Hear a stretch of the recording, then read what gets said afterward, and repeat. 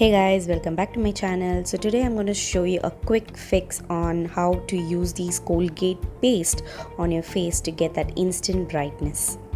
Before that, I have to say that this is not a treatment, a skin treatment. This is just a hack when you're running out of time or you just run out of products, or you're stuck somewhere and you have to get ready in less than 5 minutes.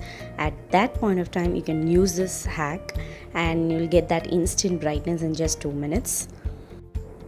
I'm using a brush with strong bristles and not the soft one. That's because I have very bad blackheads and whiteheads since I don't maintain it regularly and I have a oily skin.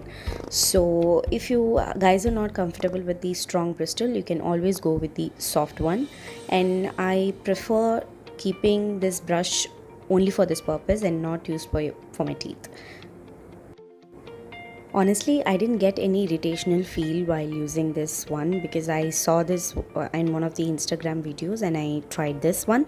So if you're getting any irritational feel, please do not use it.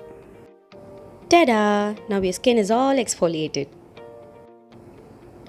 Please do like, share and subscribe to my channel for more updates.